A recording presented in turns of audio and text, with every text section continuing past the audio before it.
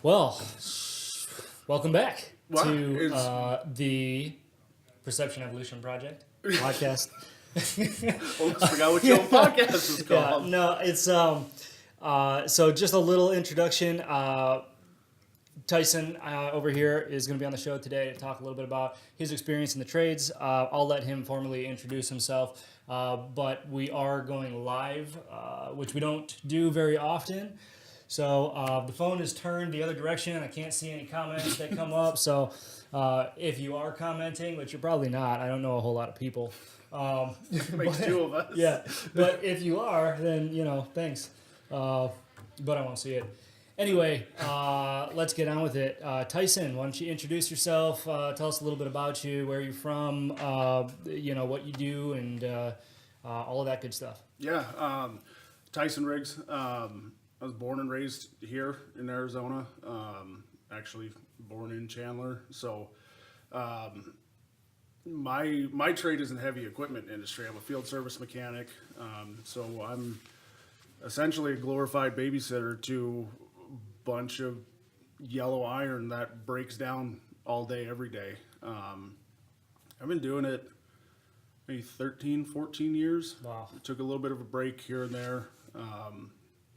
And try a couple of different things, but slowly gravitated back to it because once I finally got the realization okay, you're good at this, just settle down and just really hammer into it. So that's what I'm doing now. Running field service for a small civil contracting company. We've got 150 pieces of equipment all the way down from small welders to big old scrapers that you see on the side of the highway getting pushed by another piece of equipment and just yarding out 50 yards worth of dirt at a time, and just massive equipment. So this industry is a little newer to me. My background's mainly in mining, so I worked for a copper mine up in Morenci, worked for the Caterpillar dealer, and then worked for the mine itself. And then got the really cool opportunity to move up to Alaska. So one of my good friends that lives up there, he called me one day and said, "You've got to put in for this." So I put in for it, and I get a phone call, and they said, "Well, how do you and your wife feel about coming up in 2 weeks?" Okay, so they flew us up there and interviewed and took us out to dinner and everything, put us up in a hotel and gave us some spending money while we were there. Just a super cool experience, and offered me the job right there, and great money. Offered to move us all the way up there and room us till we could find housing, stuff like that. And hung out in Alaska for a few years and then made our way down to Colorado, kind of the same deal, get closer to family, and then came back home. And this Thanksgiving was our second year back home, I think. So kind of away from home for a little while, but back. I think we're settled in for a little while. For a little while? Yeah. Till somebody from Hawaii calls, or I don't know about Hawaii, man. You know how I am with the heat. That's true. Even though I was born and raised here, man, I have a hard time with the heat. Yeah. I love the cold. So when everybody's wearing jackets in the morning, man, And I'm the polar opposite. Yep. That's a weather joke.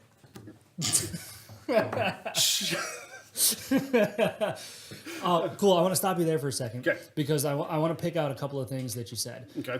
But first, before I do that, did you get into that industry? You said you started off in mining as a mechanic, right? Mm-hmm. Did you get into that right after high school, or was that after going to a college, or at what point did you make the jump from whatever you're doing before that to mining, and how did you do that?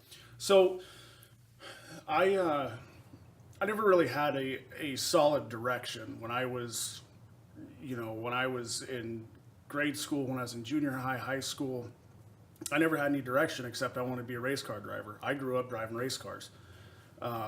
So I knew that was my dead set. All else fails, I was going to if I couldn't drive a race car for a living. I was going to go to UTI and go to their NASCAR program.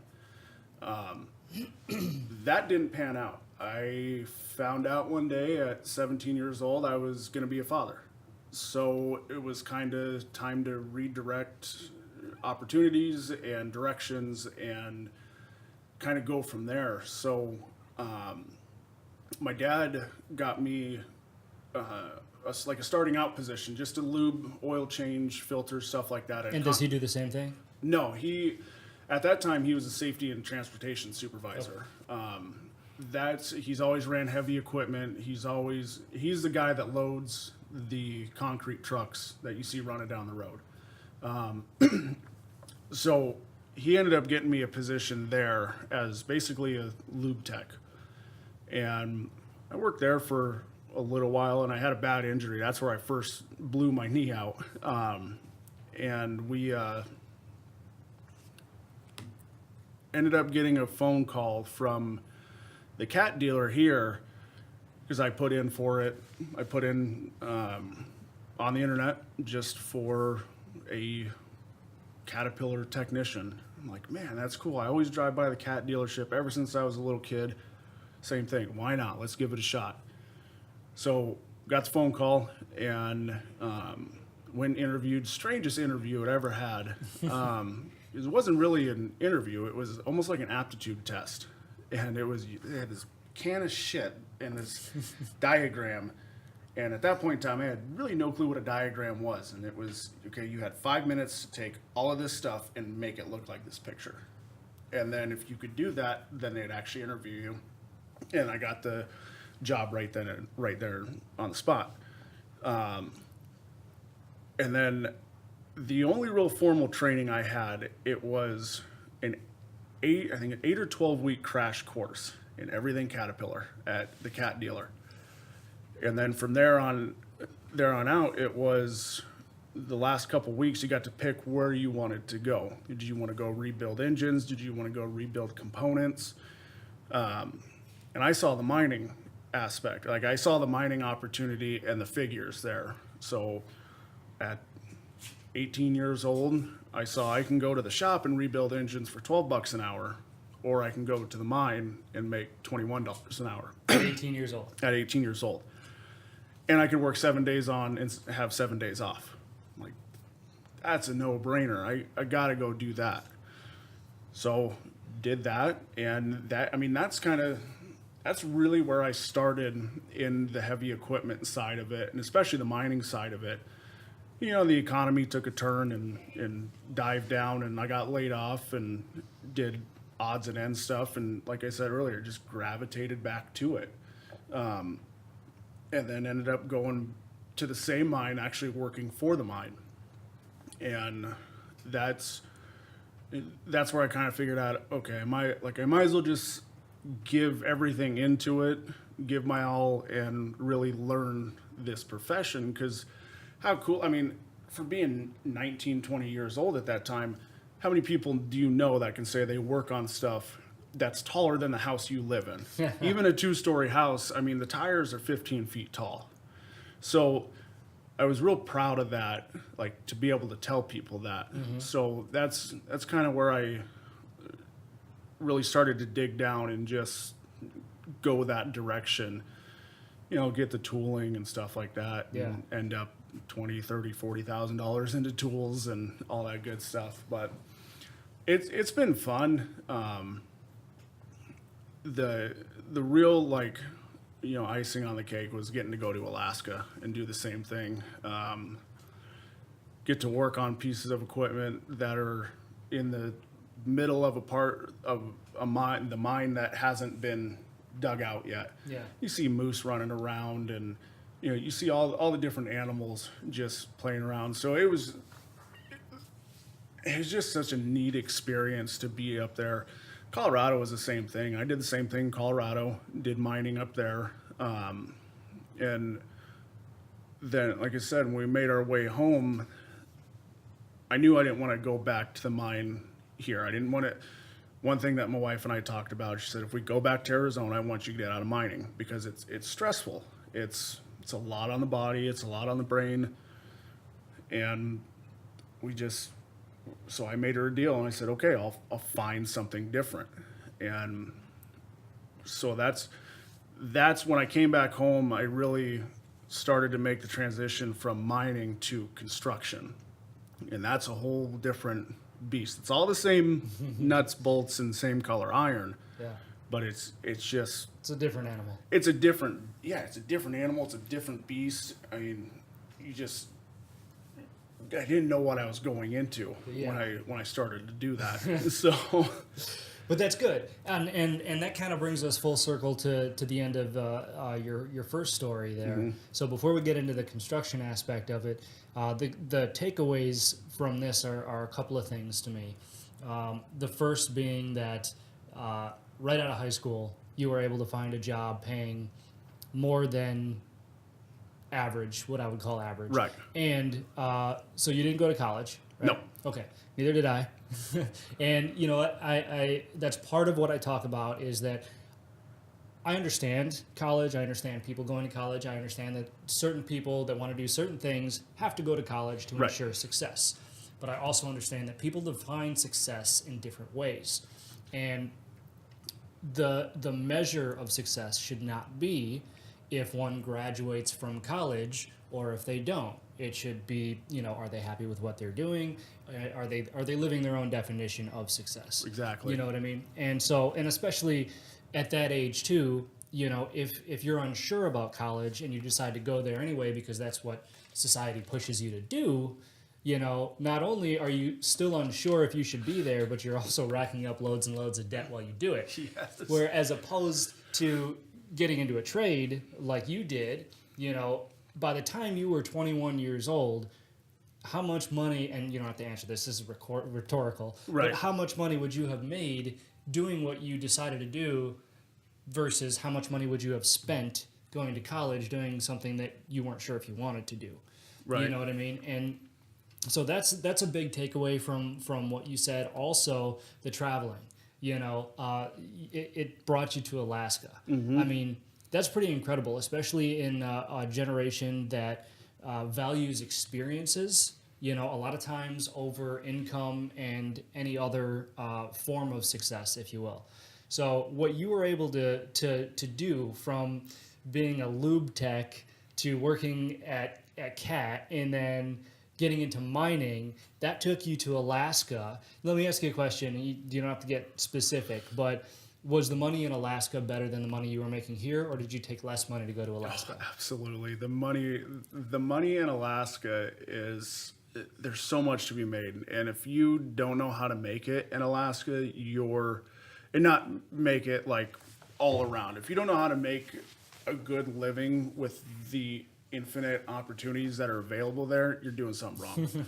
And that's whether it's a college graduate or it's someone who's got a side business there's so much money to be made up there, so much money being spent that if I could do it again, I mean that's my dream. When my boy's 18 and my wife and I have talked about, like that's where we want to end up, just for the experience, the money, and the freedom. I mean, Sure.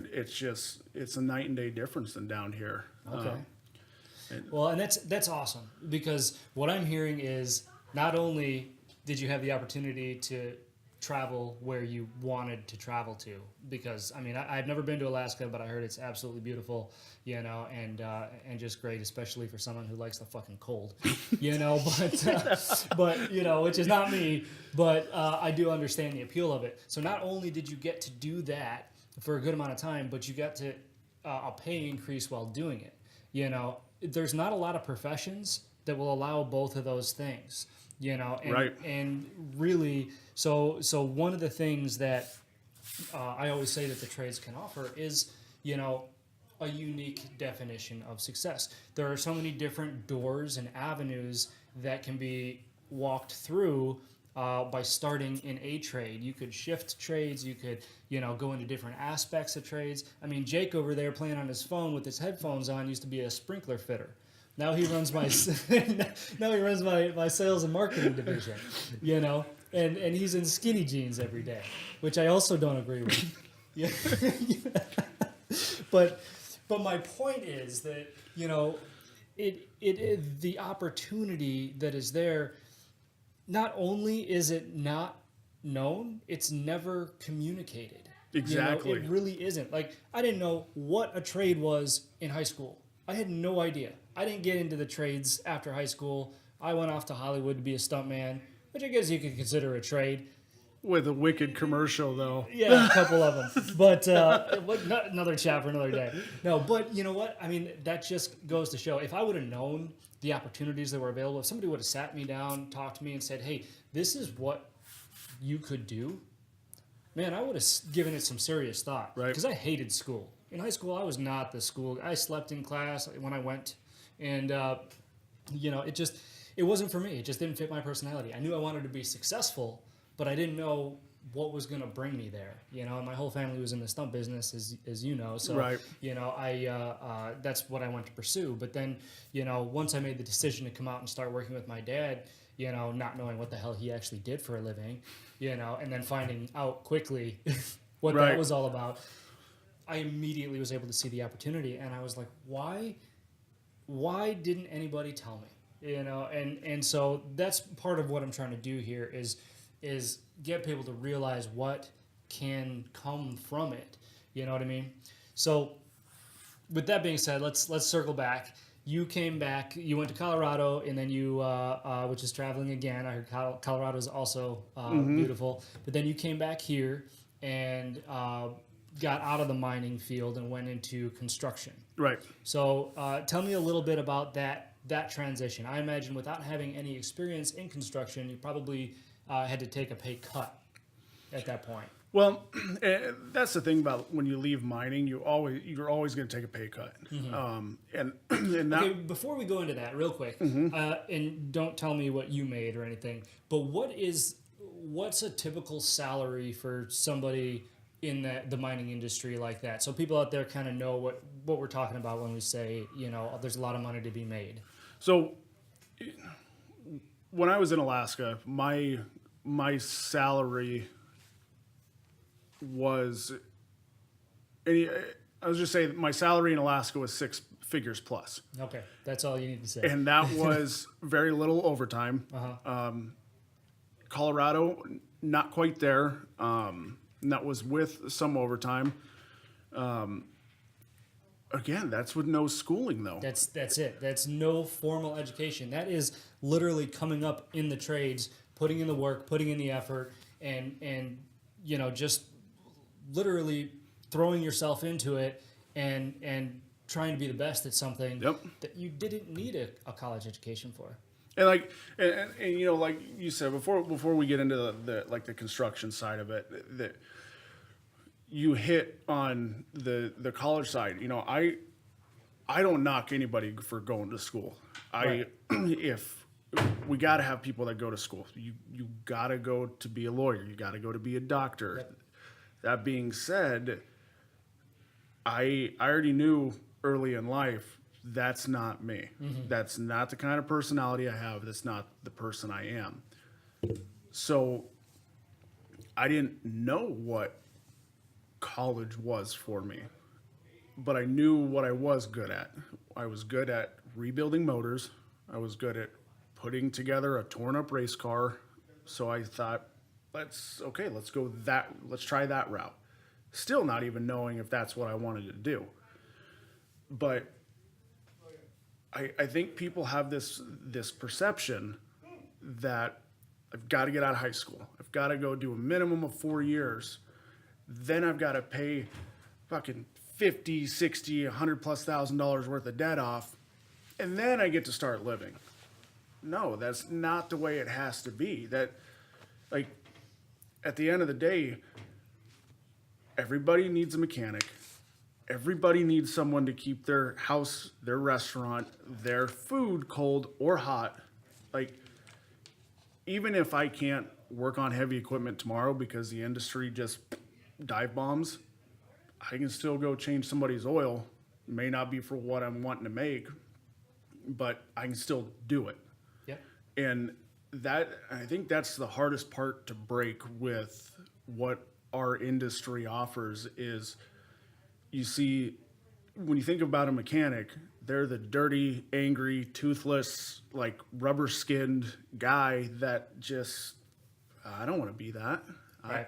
And I even say that. There's guys I look at that are in their 60s and 70s. I'm like, I'm not doing that. Meanwhile, he goes back to his 7,000 square foot house. with Exactly. 2 Hummers in the garage, you know. Exactly, and that's the thing. And a lot of people in this industry, you don't see how they live because they're very modest people. You're not going to see the person with the sand rail and the 50-foot camp trailer and the boat. You just don't really see that. So people are like, oh, I've got to do something where I wear a suit and tie and I get to drive around a Ferrari or something like that to be, so you notice me. Yeah. And you notice that I'm successful. No, that's not the case. And that's the unfortunate thing is I'd like to think we're in a growing industry, but I think we're on like the teetering point to where we're dying, but we're still growing. Because It's a dying profession, but a growing industry. exactly.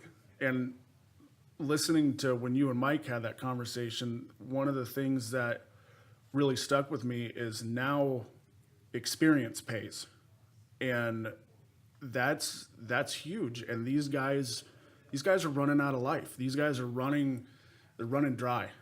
And there's in my profession, there's guys that are fewer and fewer to call and say, I've got this, and this issue. Where do I go from here?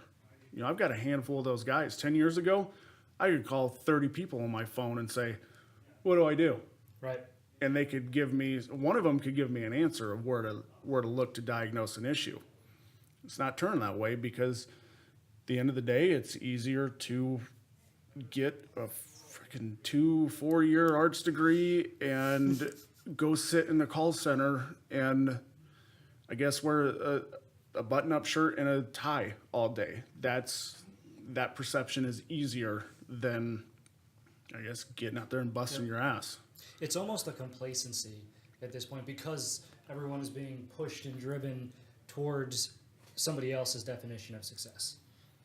Right. And you want to talk stability, because that's what a lot of people say about college is, you get a degree, you can get a stable job, it's secure, which I know that we're trending a little bit away from that as a generation, and people are tending to take more risks, but they're tending to take those risks later in life. Right. Which is a little strange to me. But the trades, like you said, you hit it on the head. You're always going to need to keep your food cold. You're always going to need to cook your food. You're always going to need to keep your house cool. Look, the cars you drive, the phones you use, the table that we're sitting at, that TV. I mean, everything that we see is a result of the trades, right, in some form or another. And without them, I mean, we're back in the Renaissance. You know what I'm saying? We have no choice but to be back in the Renaissance. I mean, that's a perfect example. And it's, I mean, I guess it's trade, but I mean, it's really not. My wife's industry is senior living. Mm-hmm. You're telling me a caregiver to give care to somebody can make $11 to $13 an hour, or I can go be a shift leader at a fast food joint for $12.50, and I don't have to wipe somebody's ass. Why would I want to, I can still get what I need, and I don't have to put any extra effort into it. Right. And that's the unfortunate thing about our industry is you see the guys sweating up on the roof. You see the guys carrying stuff through the restaurants that are dirty, that are they may look pissed off, but they're sitting there trying to troubleshoot an issue in their head. So they're just stonewalled, and they're you don't notice what they're going through. So you get people that sit there and they're like, even when I worked here doing preventative maintenance, you walk through some of these nicer restaurants or nicer areas and you got their customers sitting there going, "Ew." Yep. And you feel it. You feel the stares. You feel that stigma Yep. of no, but you don't understand. I'm getting paid good to do this, and I'm enjoying what I'm doing. May not be every day, but I'm the reason why you're sitting there at that table eating that plate of food. And That's right. people, they just don't get it. Right. And they don't get this industry. I think this industry has such a bad stigma of, like I said, you've got to be angry. You've got to have They see it as if you're not smart enough to go to college, Exactly. this is what you should do. When in actuality, it's not that at all. It's this is on the same level, if not higher, than what you get here in this college arena. You know what I mean? I mean, I know technicians that are making more than doctors. I know technicians that are making more than lawyers. I mean, and this is true stuff. I mean, you know, and I'm not saying every single technician is going to absolutely make more than a doctor. Doctors make a lot of money, so do lawyers. Right. You know, but the opportunity is there, and it's completely 100% dependent on you to get there, because you may have to move, you may have to, you know, move through the ranks within the industry or try out different industries, but you can get there if that's what your definition of success is. And see, I think you hit that perfect. The definition of success is where you can get on any social media platform and you can see someone that's literally sitting in front of a computer screen, and you can see their next picture, their next video of a 7,500 square foot house, because they're literally sitting there in front of a camera. So that, I feel like it's an instant success. Everybody's looking for the instant success of, do we all want to get rich quick? Absolutely. But that's not possible for all of us. And I think when people see that you've got to work to you're not just going to wake up tomorrow morning, say, I'm going to go work on HVAC, and then say, hey, Bob, let me go up on your roof. Well, what experience do you have? Well, nothing, but I saw it on YouTube, so I can, let me go do it. Yeah. No, you've got to put it in. You've got to put the work in. And I just feel like we don't talk about that enough. I don't talk about my industry with anybody. You know why? Nobody understands it. Nobody understands it. And when you start to talk about it, you quickly realize that nobody really cares. Right. One of the You're a mechanic. Well, one of the biggest things is and I've had to take a step back with myself, especially with my wife, is she'll ask me, she's like, how was your day? And before I would say, it's good. It was okay. Well, what'd you do? You wouldn't understand if I told you. And like I said, I had to take that step back and say, that's not fair to her. Right. So I need to open up, and it may be the dumbest down version of an explanation I can give, but I still need to give it. I need to give that to my son. I need to give that to my mom, to my dad, to anybody who asks about my industry, and especially the younger generation. When they say, oh, what do you do? Well, I'm a mechanic. Well, what do you do? So you got to find a way to conversate that and really let people know what it is we do without just giving vague versions of it, because we're not going to get any more people in these trades when we tell them, well, I fixed the big box on top of the roof that keeps you cold. Yeah, that's a really good point. That's the first time that anyone's brought that up, but I think you're absolutely right, because I tend to do the same thing. I mean, I do a lot more, obviously, the business side of things now, but, especially back when I was fixing ovens and shit, I mean, it's like, oh yeah, I'd changed a convection motor in a Blodgett DFG 100, and Kelly'd be like, mind you got the person sitting across from you going, yeah, like no idea. I made the oven get hot again. Yeah. But it's true, and what I'm trying to say is that we do need to find a way to effectively communicate what it is that we do in a way that people will not only understand but relate. And I think that if we could do that in like high schools especially, to get people to understand what is all entailed in it, that we might have better success in more people entering the trades, because like you said earlier, there's more people right now that are retiring from it that are entering into it. And that's where the skilled trades gap is growing, and we have a dying profession in a thriving industry, a growing industry. Yeah, and we're losing that. We're losing these men, these women that just, they're an abundance of knowledge that you can't pay $100,000 for a semester or a school year. You can't buy that. Right. To sit there and say, oh, well, the book told me this. Well, no, don't do that. And that's one of the biggest frustrations in our industry is there's people who've been at this for 4, 5, 6 years and just working their ass off and trying and putting the work in, and you got one of the kids that come out of a trade school, that their piece of paper says that they're certified and they're making $4 or $5 more an hour. But then when it comes down to it, you got that person asking the uneducated person, quote unquote, for help. And I don't know how it is in this industry, but my industry, if a certified person comes ask an uncertified person a question, chances are they won't answer it because they feel like a resentment that you went to school, you should know this. Your book should have told you this. And that's a hard thing to get away from because you got someone who's put the work in, who's put the effort in, and they don't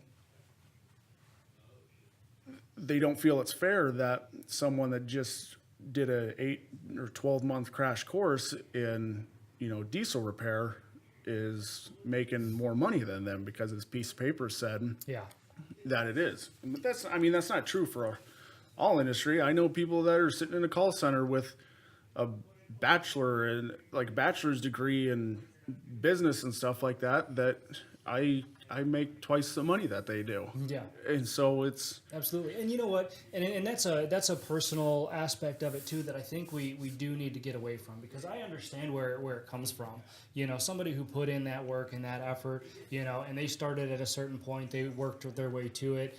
And now because of this gap that we're seeing, companies are being forced to offer more money to anybody who's even remotely qualified. So there's this kind of, I don't want to call it a disconnect, but it's almost like an opposition, and it creates a personality conflict between senior techs and junior techs, which is really sad because the senior techs, although if they never went to trade school, they know miles and miles more than anybody who just graduated trade school, college, or whatever, So, but both sides should just understand the reality of the situation is that companies are looking for this labor anywhere that they can find it and doing anything that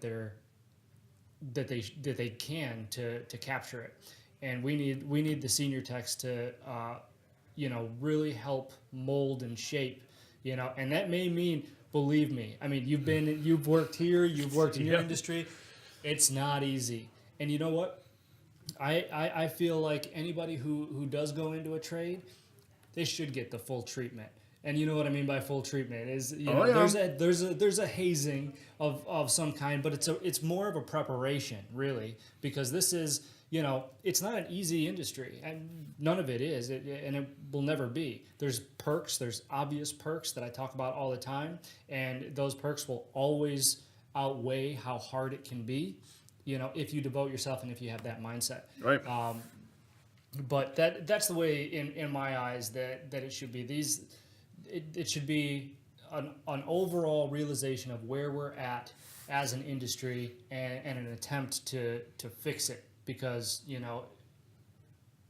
it's troubling right now with where we're at and the lack of skilled labor that there is. No, I completely agree with that.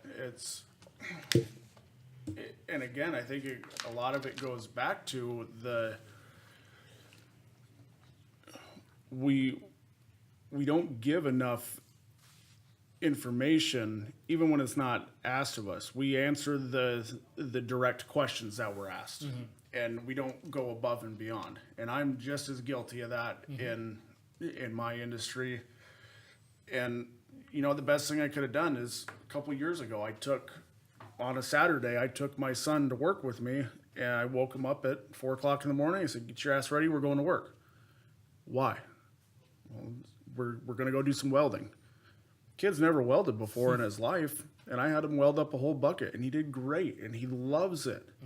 And my job as a dad and my job as a field service mechanic to not convince him, but show him that You don't have to sit in a cubicle. You don't have to do 9 to 5. You don't have to go to school. If this is something you want to do, you have to know that it exists. Right. So here's me showing you that it exists. What you do with that is up to you. Yeah. Because I'm sure you'd be incredibly proud if he decided he wanted to go to college for to be a doctor or a lawyer or something. You're not going to say no, go into the trades. But if he says, hey, Dad, I really love welding and I want to weld. I want to be the best welder that this world has ever seen. Equally, you would be like, go for it. Go for it. Go for it. Because welders make a lot of money. Yeah. I mean, I used to tell him for years and years, I'm like, for the love of God, don't ever do what I do. Don't ever do what I do. Because he would see me, Dad, can we go do this? Nah, sorry, dude, my knees hurt. My back hurts. My hands hurt, And it took me a while to like, okay, get off of that horse. And that's not an excuse. And stop trying to convince him that this isn't a life that he wants to live, because it's a great life. Yeah, like I said, is it hot? Is it cold? Is it dirty? Absolutely. But the way I look at it, I get paid a decent wage to go stand outside in, whether it's here or whether it's up in the, the mountains or the forest. I've got to do some really cool things because that's where my trade has taken me. And that's where I've allowed it to take me, and not constantly have this idea that this is not what I'm supposed to do. I'm supposed to get my 4-year degree. I'm supposed to go do this. I'm supposed to do that. No, I'm still trying to fight with the idea at 31. Should I go to college? I can't justify going because I don't know what for. Maybe business, but I don't even know what business I want to do. Right. Well, and that's the beauty of the day and age that we live in too, is that you want to go, let's say, you make the decision that you want to go to college. It has to be so justified at this point in your life, because a business degree, you wouldn't go for the degree. You would go for the knowledge. Right. Because you're past the point. If you went for business, it's because you had an idea of what the knowledge of business could give you. You know what I mean? Right. And that's another point to bring up too, is college is, you can go at any time. You don't have to, college and continued education, if you decide after 10 years that you absolutely hate the trades and you want nothing to do with it, go to college. Well, and I think that's the other thing a lot of people don't realize is, how many thousands and thousands and thousands of dollars of training I've gotten? There's been times when I lived in Colorado that on my 7 days off, I was in a 7-day class for training. I got paid all overtime to sit there and go through training. All I had to do was show up and absorb it. I didn't have to go, I didn't have to pay any money to do that. And that's what I think a lot of other people, they don't realize, is that once you get in the trades, that's it, you're on your own. No, that's not true. If you've got a good company behind you, or you know where to look for the resources, then the education part is never done. No, absolutely. It's never ending. And if you're willing to get in there, if you're willing to sign up for the class, if you're willing to talk to the senior techs out in the shop, if you're willing to call them, then they're going to give you the education. Absolutely. They look for the willingness. Yeah. Yeah. So I want to wrap this up in the next 10 minutes or so we don't completely talk everybody's day away. But really quick, let's circle back, and then I got a couple of closing questions. Okay. So you got into construction. I know that you were in construction for a while. You came to work for Windy City, as you had mentioned, and you gravitated back then to, it was construction, right? Or heavy equipment. Yep. Yeah. So heavy equipment. So at this point, with where you're at now, I want to know how you define success and how the trades were able to lead you there. And this doesn't mean that, hey, I've arrived, I'm done. It just means at this point in your life, what do you consider being successful, and how the trades allowed you to feel that way? I thought about that coming on my way over here. I was thinking, I'm like, shit, if he asked me that question, how do I answer that? I mean, I guess the definition of success that the trades have offered me, I have a brotherhood back in Alaska that they're begging for me to come back. They ask me to come back on a monthly basis. They're like, we got a position open, ready to come back? I can't, sorry.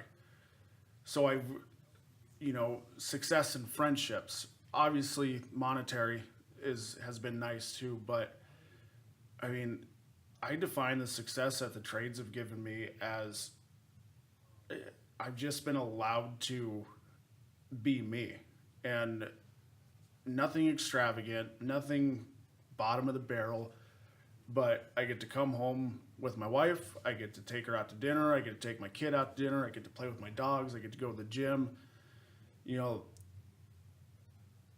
I don't have to put the 14, 16, 18-hour days in anymore, because the trades have allowed me to move up in that pay scale to go down in hours, essentially.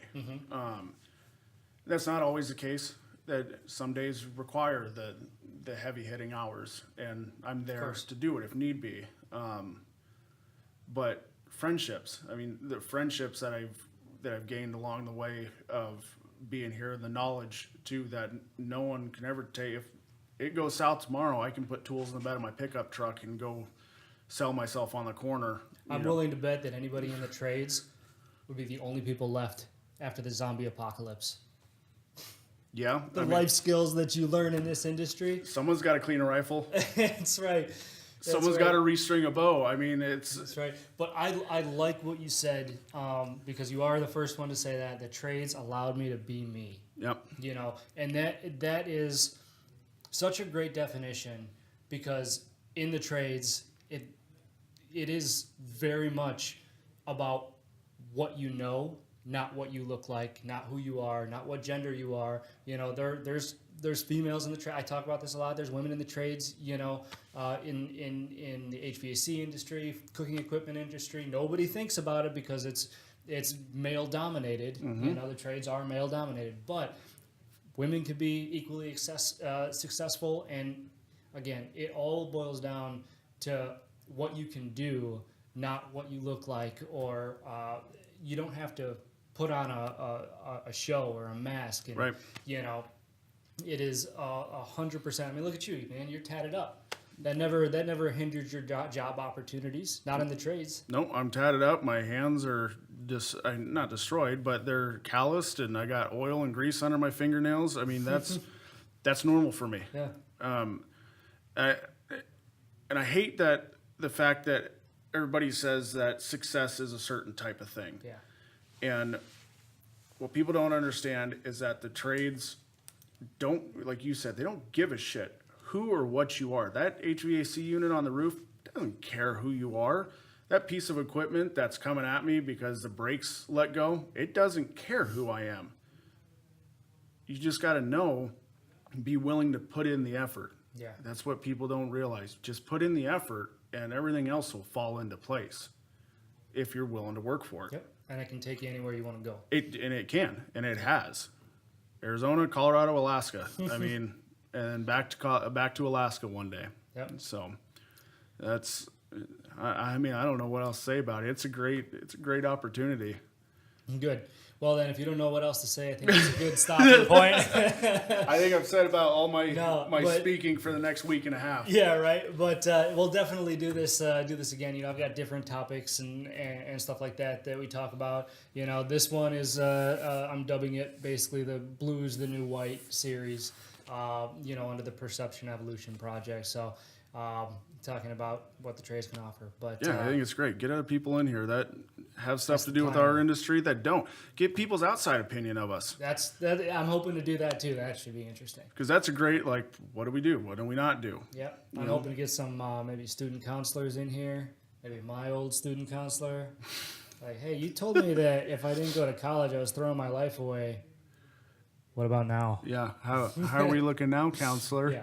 So anyway, That's all the time we have for today. But Tyson, thank you so much for coming in, sitting down, and talking with us. Just really appreciate it, man. Absolutely, brother. I appreciate it. Thanks for having me. Adios.